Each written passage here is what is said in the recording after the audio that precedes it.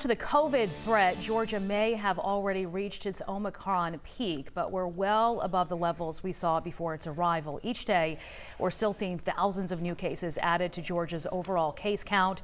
Our positivity rate also remains high. Since Friday, the state's public health department has identified more than 45,000 new infections, and that's keeping our case averages near record levels. For perspective, that's about 11 times higher than our average right when Omicron was first identified in Georgia. We also have yet to see a steady decline in COVID patients. As of today, more than 5,000 people with the virus are in the state's hospitals. That's still about 30% of all patients statewide, which is placing a heavy strain on medical resources. And Georgia is still losing lives to the virus every day. At least 80 more Georgians have died from COVID since Friday. Our state also surpassed 27,000 deaths since the pandemic began late last week. Even though Georgia has hit its peak from this latest COVID-19 surge, doctors warn we still have a long way to go before cases are back to the low levels that we saw in early November. Brittany Kleinpeter is taking a closer look.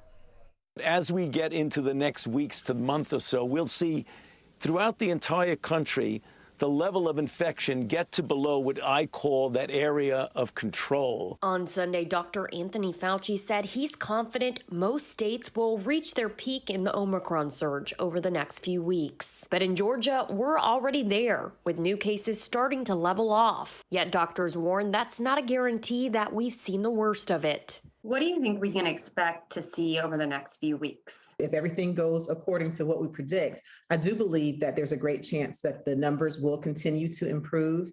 But here's the caveat. If people get a really casual attitude, then we could interrupt the decrease in cases and it can go right back up. Infection prevention, is that the key to what we see next? Absolutely. It's always been about the prevention, which is why we've been preaching so much about people wearing masks, washing hands. If you prevent the virus from jumping from body to body, you also prevent that virus from being able to mutate. Is there any sort of light at the end of the tunnel when we do see a peak? Oh, there's definitely a benefit to seeing a peak, because if indeed the peak is true, then what follows a peak? A decline in cases, which then will be followed by a decline in hospitalizations, followed by a decline in deaths. Dr. Frida Fisher adding that while it's encouraging to see cases leveling off now, that doesn't mean that we won't see a spike like this again in the future. If we use the tools that we have learned, then the answer would be, it's not likely that we'll see a peak again.